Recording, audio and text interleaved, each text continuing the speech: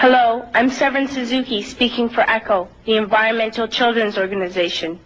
We're a group of 12 and 13-year-olds trying to make a difference. Vanessa Suddy, Morgan Geisler, Michelle Quigg, and me. We've raised all the money to come here ourselves, to come 5,000 miles to tell you adults you must change your ways. Coming up here today, I have no hidden agenda. I am fighting for my future. Losing my future is not like losing an election or a few points on the stock market. I am here to speak for all generations to come. I am here to speak for the countless animals dying across this planet because they have nowhere left to go. I am afraid to go out in the sun now because of the holes in our ozone. I'm afraid to breathe the air because I don't know what chemicals are in it. I used to go fishing in Vancouver, my home, with my dad, until just a few years ago we found the fish full of cancers. And now we hear of animals and plants going extinct, every day vanishing forever. In my life, I have dreamt of seeing the great herds of wild animals, jungles and rainforests full of birds and butterflies. But now I wonder if they will even exist for my children to see. Did you have to worry of these things when you were my age? All this is happening before our eyes, and yet we act as if we have all the time we want and all the solutions. I'm only a child, and I don't have all the solutions. But I want you to realize, neither do you. You don't know how to fix the holes in our ozone layer. You don't know how to bring the salmon back up in a dead stream. You don't know how to bring back an animal now extinct. And you can't bring back the forest that once grew where there is now a desert.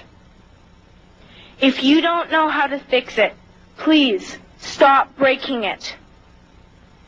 Here, you may be delegates of your government, business people, organizers, reporters, or politicians, but really, your mothers and fathers, sisters and brothers, aunts and uncles, and all of you are someone's child.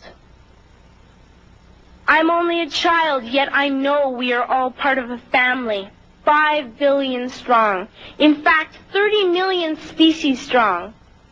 And borders and governments will never change that.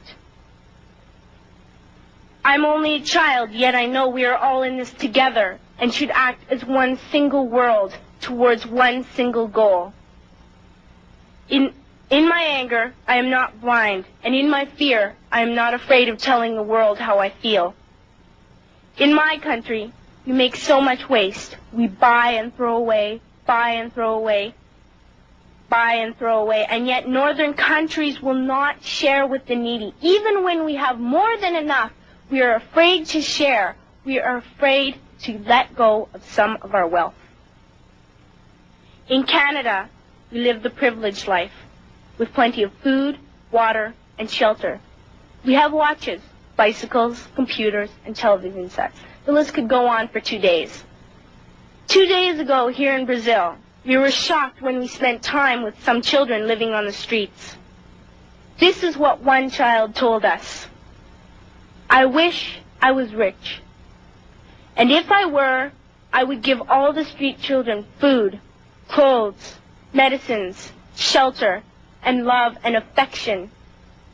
If a child on the streets who has nothing is willing to share, why are we who have everything still so greedy?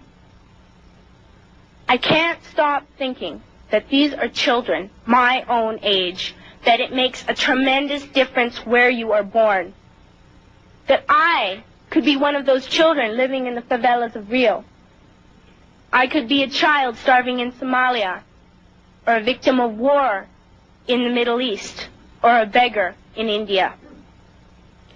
I am only a child, yet I know if all the money spent on war was spent on finding environmental answers, ending poverty, and finding treaties, what a wonderful place this earth would be. At school, even in kindergarten, you teach us how to behave in the world.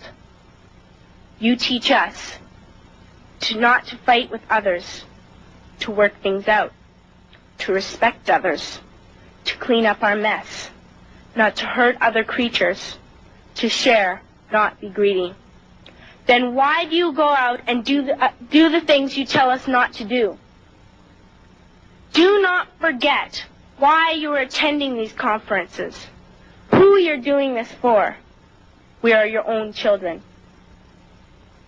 You are deciding what kind of a world we are growing up in.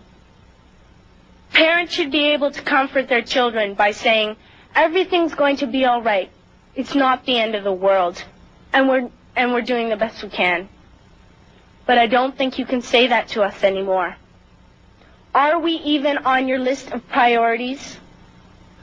My dad always says, you are what you do, not what you say. Well, what you do makes me cry at night. You grown-ups say you love us, but I challenge you, please, make your actions reflect your words. Thank you.